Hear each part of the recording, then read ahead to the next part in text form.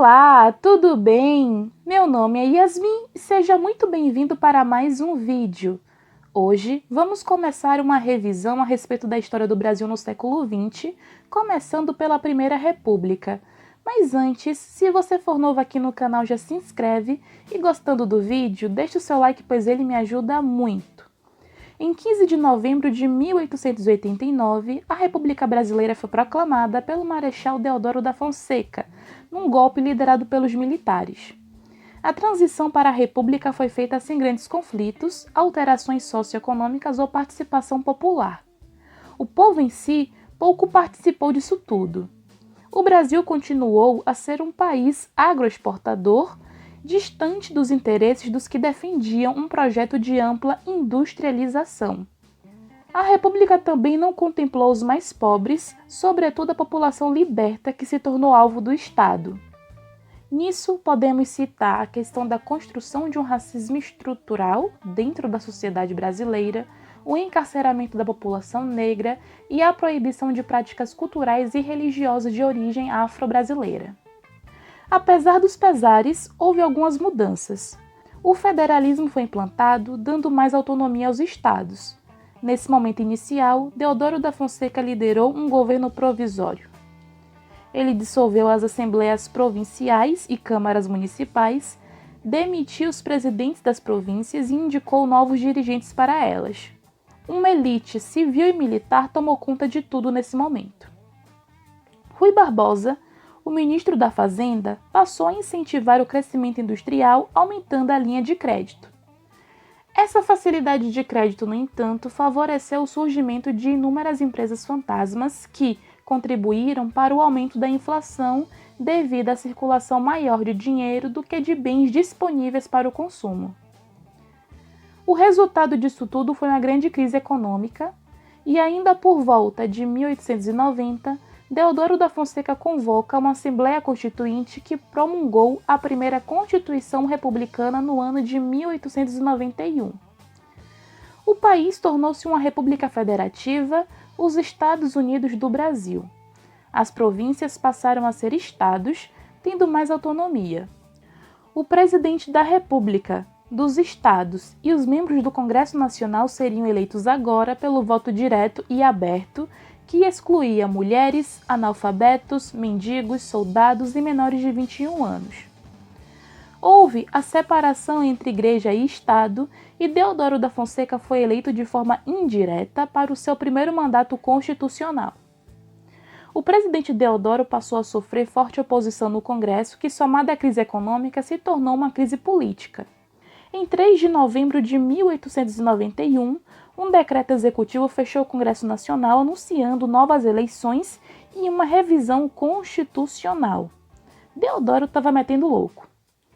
A oposição veio da Marinha, do Rio de Janeiro, São Paulo, Minas Gerais, Pernambuco e Pará. Receando então uma guerra civil, Deodoro da Fonseca renunciou à presidência em 23 de novembro do mesmo ano. Assim, Floriano Peixoto, também militar e seu opositor, se torna o próximo presidente brasileiro.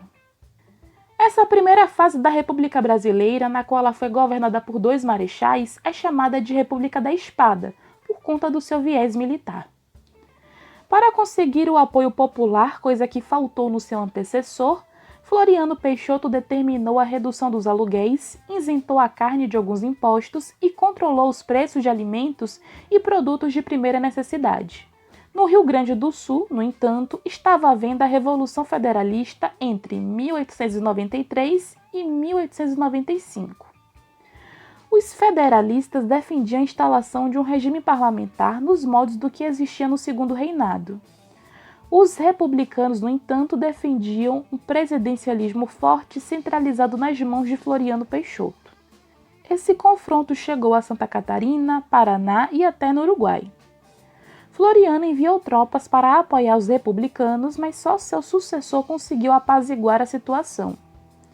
Ainda em agosto de 1893, ocorreu também a revolta armada no Rio de Janeiro, onde a Marinha, insatisfeita com a hegemonia do Exército, começou a bombardear a cidade do Rio de Janeiro em 13 de setembro de 1893.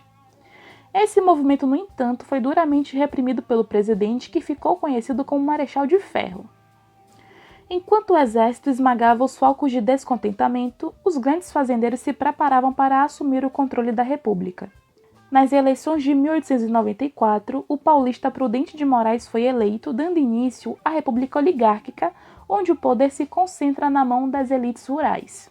Esse momento da República foi marcado pela política do café com leite, dobradinha entre latifundiários de São Paulo, cafeicultores, e latifundiários de Minas Gerais, em sua maioria pecuaristas.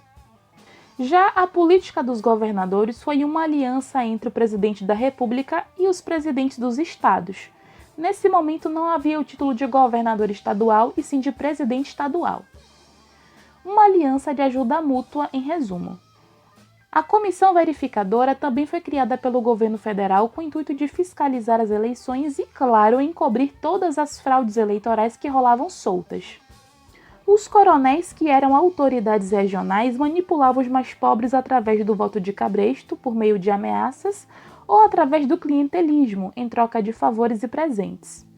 Eu nem preciso dizer que essa política foi extremamente lucrativa para os cafeicultores paulistas e pecuaristas mineiros, não à toa chamada de política do café com leite.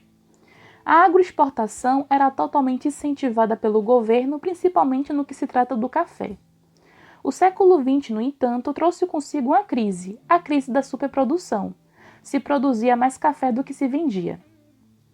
Em 1906, foi assinado o Convênio de Taubaté, que determinou que os estados de São Paulo, Minas Gerais e Rio de Janeiro comprassem os estoques excedentes de café. Essa, no entanto, foi uma grande queima de dinheiro público. Além do café, o Brasil exportava borracha, cacau e cana-de-açúcar. O Acre, inclusive, foi anexado ao Brasil durante o ciclo da borracha. A indústria brasileira também assistiu um leve crescimento em setores de alimentos, têxtil, calçados e outros bens de consumo.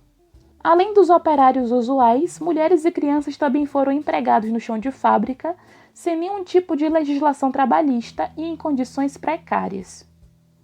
Esse período histórico também foi marcado por uma febre de modernização e embranquecimento da população, incentivados aí pelo governo. Tanto pela derrubada de moradias populares e expulsão dessa população dos centros urbanos, como também com incentivo para a vinda de imigrantes que até recebiam cidadania brasileira desde que não fossem socialistas ou anarquistas. Se quiser saber mais sobre alguns movimentos urbanos e rurais desse momento da nossa história, é só conferir a descrição que eu vou deixar alguns vídeos que já estão aqui no canal linkados para quem tiver curiosidade ou quiser saber mais. Ficou com alguma dúvida? É só comentar aqui embaixo também que eu vou tentar responder da melhor forma possível. É isso, eu espero que você tenha gostado desse vídeo. Se gostou, deixa o seu like, se inscreve no canal se ainda não for um inscrito, aproveita e ativa o sininho para ficar por dentro de todos os vídeos novos, não perca nada. Um beijo e até a próxima!